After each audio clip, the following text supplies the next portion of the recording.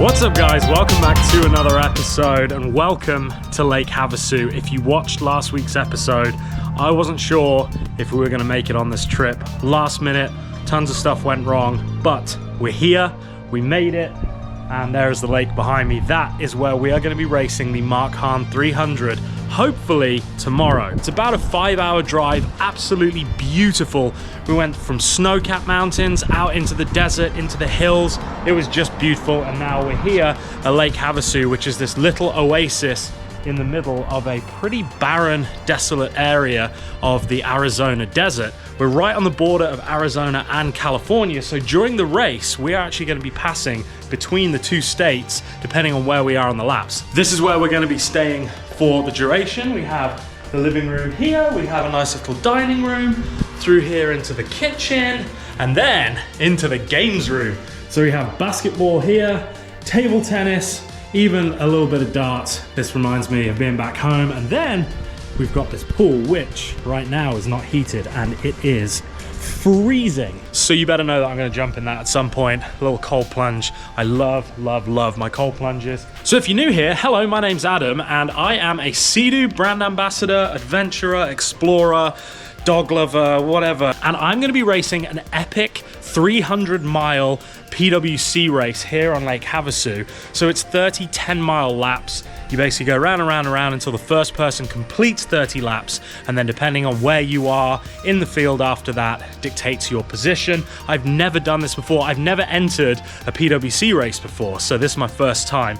When we got in, we went down to tech, we got the ski looked over, they made sure everything was safe, everything was there that needed to be. I did my registration, I got my racer's band, and so now we basically have a chilled afternoon. I've got to go and fill up the Explorer Pro, which I'll be racing. So not your typical race ski, that's for sure. It's made for adventure, it's made for going out on long range things. So technically this is a long range adventure. That's what we're going to be doing. Also, I've got to fill up all of my fuel jugs because during the race over 300 miles, we're probably going to have to fill up 3 or maybe even 4 times because we are going to be flat out the entire time, weather permitting. So I'm basically going to be taking it easy as much as I can until the race because I've been non-stop all week trying to get prepared for this thing, and so it's time to decompress. Now, I did hear from Anthony, who is a guy that I'm going to be racing alongside. He's another Sea-Doo sponsored rider, and he said that there is the potential that they may postpone the race until Sunday because tomorrow we're forecast wind and rain. Not exactly ideal conditions to be racing a Sea-Doo in. I'm hoping that they don't because I want to go out and get drunk on Saturday night because I haven't been drinking leading up to this. I'm looking forward to this race so much, but I'm almost looking forward to the beer afterwards a little bit more. I'm sure you can understand why. Anyway, in the spirit of being healthy, I'm going to make myself a bit of lunch. I've got to be very careful what I eat today because if we do race tomorrow, then obviously I don't want to be needing to go for a poo while I'm on the Sea-Doo. So let's make some lunch and yeah, I'll be back with you in a minute. And I'm back, and Chrissy's here, everybody. So we are going to go take the skis and all of these fuel cans. We're going to fill them up because we're going to need every single one of these tomorrow. Say hello to the internet. Oh, I see. A little celebratory Jose Cuervo mix. Both you guys are both gonna win, right? It'd be nice. Wouldn't that be cool to get a 1-2? Especially if I was the one. Okay, well this one's almost full anyway, so we just need to give it a little top up.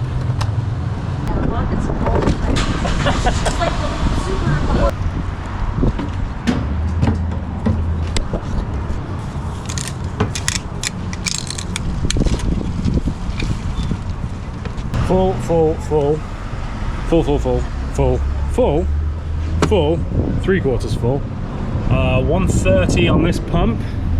What are we at? 103. 103? Like that, or 103 something. Okay, so $233 worth of fuel. We think that's going to be enough. We might need one more jug.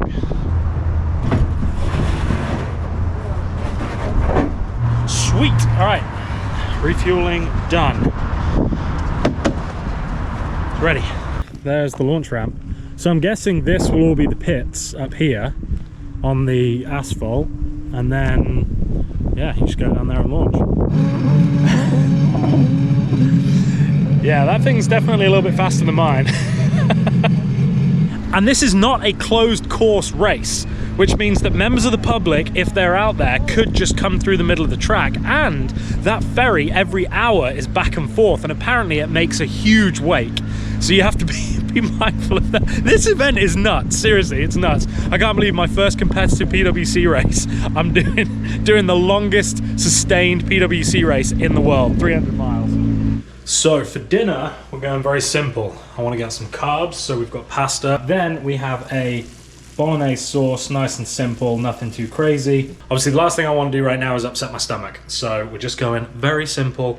I want to eat light. I'm not going to have a huge portion because I want to go to bed feeling ready and zen and everything else. So I've just spoken to Robin, who is flying in from Colorado to come and help. He has been delayed like 2 times already, so he isn't going to get here till quite late. And then also Josh, my other friend who's coming out to help, he just left Newport Beach now, so he will be here around about midnight. So I will see those guys in the morning because I'm definitely not staying up till midnight tonight because I've got to get some good shut-eye. We are basically all set. I went and saw Anthony earlier. He was talking through how we're going to do it tomorrow, how we're going to work the trailers, and hopefully we can sync it up so that we aren't coming in at the same time, and that way then it can just be one in, one out. He's on a much more highly modified ski than mine. Obviously mine's stock, so he's going to be filling up more often than I am, and he did win it last year, so hopefully if he's fast, he'll win it again. That'd be awesome. Anyway, I'm going to smash this down, and then I might see you in a little bit, or I might see you in the morning. Well, good morning, guys.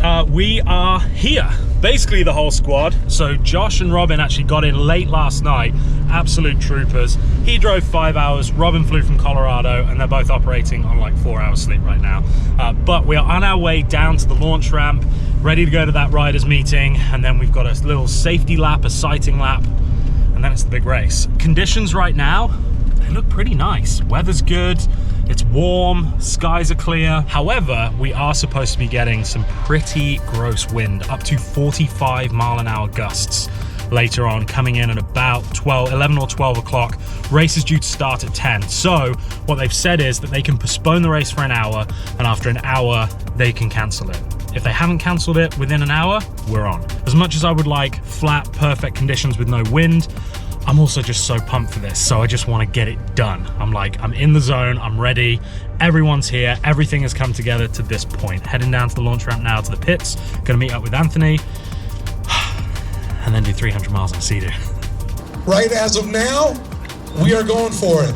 We are going for it as of now. So we're gonna do everything we can to get this thing in, but we're gonna need your compliance, so we need you to listen.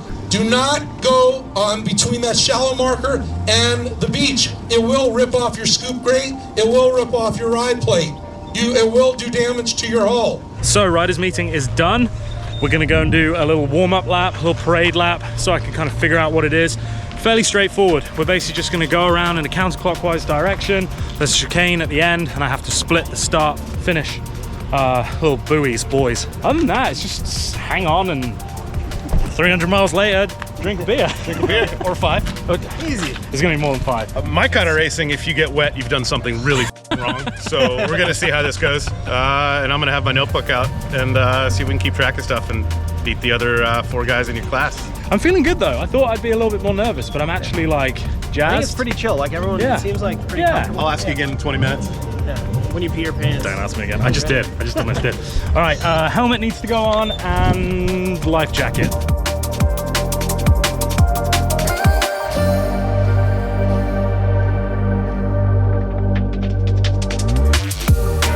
Feeling good? I think so. Yeah, I mean, as good as I can be. For my first race ever on a sea-doo, and I decided to do 300 miles. You look like you know what you're doing, Thanks, but I bud. doubt it. I mean, I got my name on the back. It says rescue here. Hopefully we won't need that one. Anthony, does it look at least like I know what I'm doing? Yes. Good. That's all that counts. Well, it's getting real now. So this is going to be my view for the next, I don't know, 4 hours maybe? You! What am I doing, Josh? What am I doing? 45 hours. All right, little ski.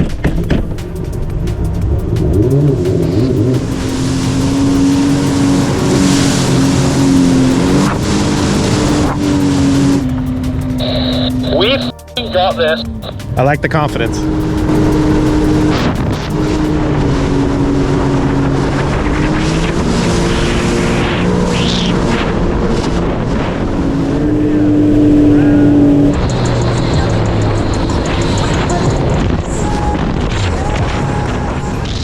Woo! It's a good course. There he is. Good test run? Yeah. Okay. Yeah, I don't hate it.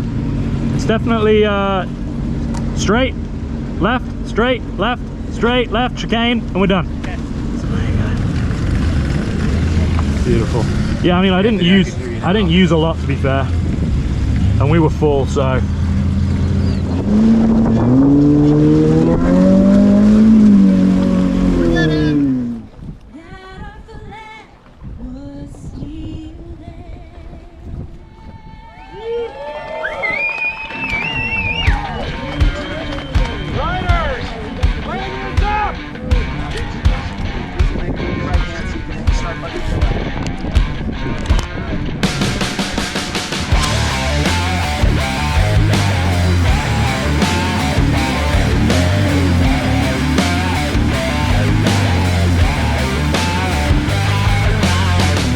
After a really frustrating start where even though I got the ski turned on incredibly quickly, it didn't give me any forward power for a second or two. I then took off along the start-finish straight only to spot Anthony sat there motionless in the water, clearly with a mechanical failure.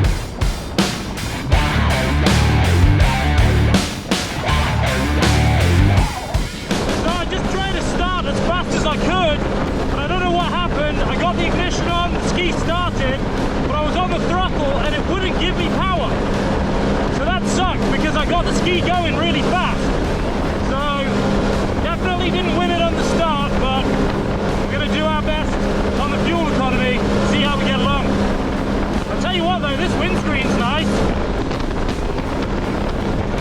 Oh, that fish pro is fast. He's fast.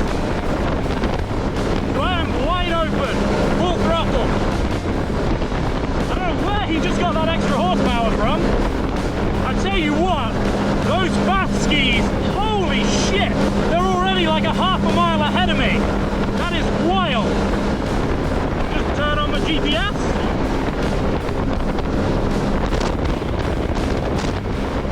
So here's my thoughts. Right now, riding like this, very comfortable. I can hold the handle, I can hold my throttle all the way to the bar. No problem, no fatigue on my hands. No wind fatigue, which is nice. Not that choppy either. So I'm just going to try and conserve as much energy as I can, given that I'm already in the back. And then, as the wind picks up and the conditions get worse, hopefully that's when I can come into my own a little bit and start to get ahead of people.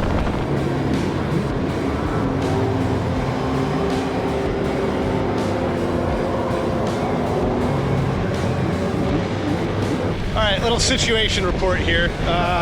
Keeping time, we're looking at about 10 minutes a lap. We're doing about 10 miles off range every lap, so it's pretty easy math to work out. We're gonna stop for fuel in about 30 minutes, get him in, and see what we got. I think we're doing all right. I think he's third in class. I used the first 70 miles of the race to get into a groove and formulate a game plan on how I could keep my pace over the remaining 230 miles. The wind was really starting to pick up, resulting in some nasty broadside swells between turns 1 and 2, and then some bone-shattering head-on waves between 2 and 3. In fact, I hit one wave so hard my GPS screen broke free from its mounting and flew off the ski, never to be seen again. At the first pit stop I wasn't feeling too bad, a little bit dehydrated but nothing that a liquid IV wouldn't sort out. I was pretty stoked for the rest of the race, and at this pace I figured that I wouldn't have any issues whatsoever. What's up, man? All right. How are we looking? 9:54, 10:08, 10:16, yada yada yada. You're not running about 13 minutes. So you're getting slower. We're using less gas. We were able to cover around 80 miles or 8 laps between fuel stops, and as the wind picked up even more, I started to feel my body showing the first signs of fatigue. There were a few moments where a rogue wave would catch me off guard and I had to really fight to stay in control of the ski. But overall I was still mentally strong and concentrating on checking off the miles as I made my way towards that 200-mile mark. Pulling into the first pit stop, all I needed was some water, but after 170 miles of riding, my energy stores were about done. As the crew got to work refueling the ski, I smashed down a banana and half the Cliff Bar to try and get some much needed energy back into my system. Pace is really good, dude. What's that? Your pace is good. It's consistent. You found your rhythm a little bit. That back section's kicking my ass. We're gonna have to back up a bit. 2 minutes left. He knows. 2 minutes. 2 minutes? How many laps Can't be have I slower than the last one. 17. done? I've done 17? You've done 17. Ooh, that's over halfway. Clear. Leaving the pits, I was feeling mentally unbreakable and physically pretty good. However, it wasn't long before that all changed.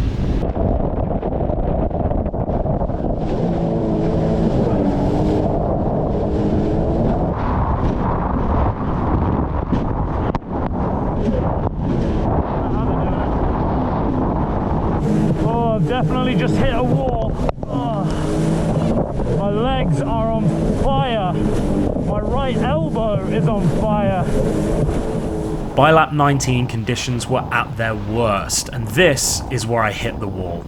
My legs were on fire and I could barely stand when I needed to.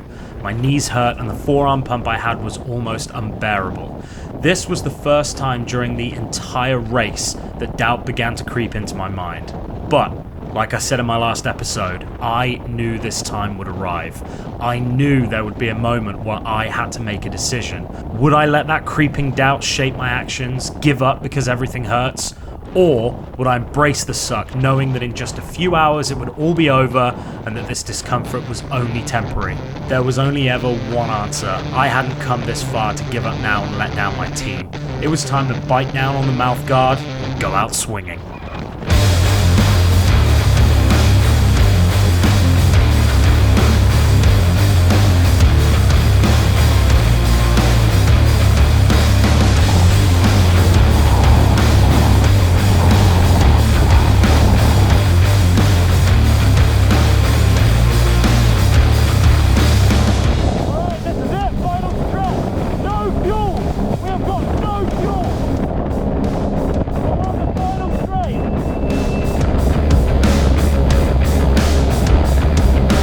I was less than a mile from the finish line. The ski had been screaming at me for the last 5 miles, telling me there was no fuel left. It wasn't even showing me miles to empty, just 2 dashes. If the ski ran out of fuel before I crossed the finish line, I would be disqualified from the race, and the last 5.5 hours and 250 miles of riding would have all been for nothing. Alrighty, let's see if I can walk. Oh, look at that! The legs still work. I wasn't sure. You can walk, yeah. Yeah. Pretty good. Alright, cool. So we're gonna go rip around on the lake, just us guys now? Yeah, let's go.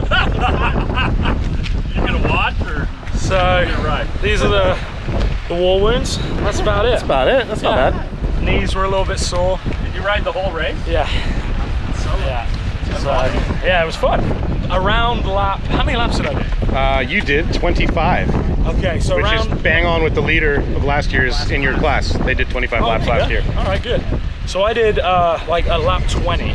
I was about ready to, well, I wasn't going to throw in the towel, but I was hurt. You were in the 15s. Yeah, I was cramping up. And I don't want to hear it because then the last 2 laps were 11:10, 11:28. You were on it. I kid you not. I'm not like a believer in woo-woo. You're throwing off my consumption But my calculation. grandma died of cancer, and I was like, Nana, can I have some of your strength that you had back then?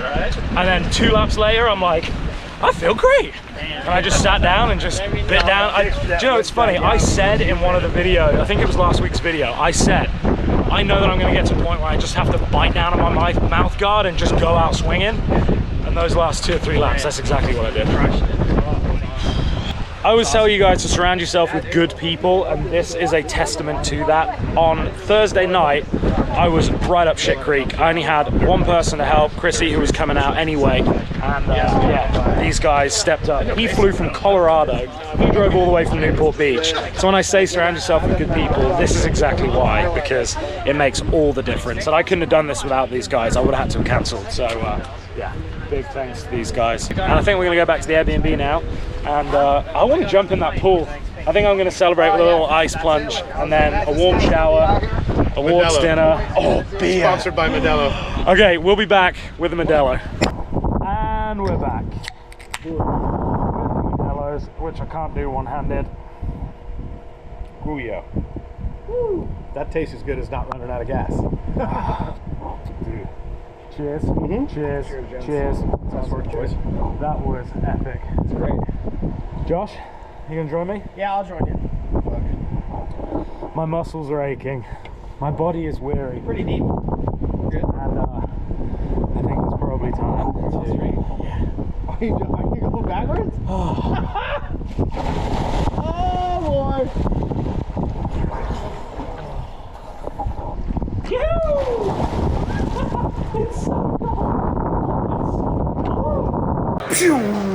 Excuse the fact that we're drinking Coors, but it's all I have. When in Rome. Cheers.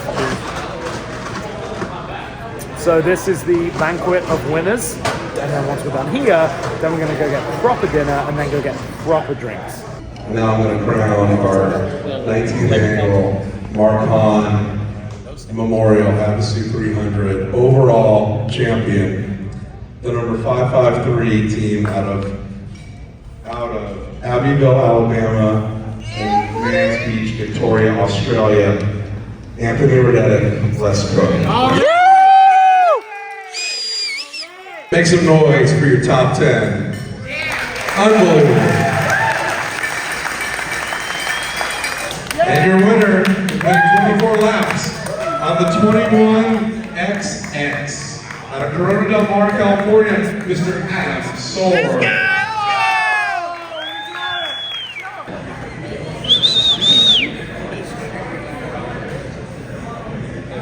Well, hello, thank you very much for this. This is awesome. This is my very first PWC race I've ever done. I made YouTube videos for a living, so first of all, shout out to seadoo, my sponsor. Normally I'm camping, I'm free diving, I'm doing something from that weird explorer program to explore all around today in the windshield. So the fact that I managed to take P1 and I did Ironman in my first race. So, thank you guys.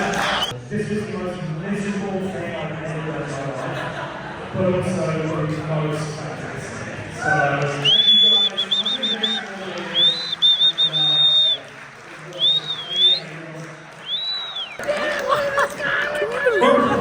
Wow. What did we just do? Your first try, my first wet thing. I don't even know what a jet ski is. But we did. Dude, we got the one. I love you. This is very regal. So is this. Alright boys, I think this is probably where we should end this video. This was accidental, but I love it. Guys, thank you so much for watching. I hope you enjoyed this video. If you have, please make sure you like this video. Subscribe, so I'd love to see you here again. Thank you guys for watching. I appreciate each and every one of you. And remember, until next time, don't make an I wouldn't do. Let's go!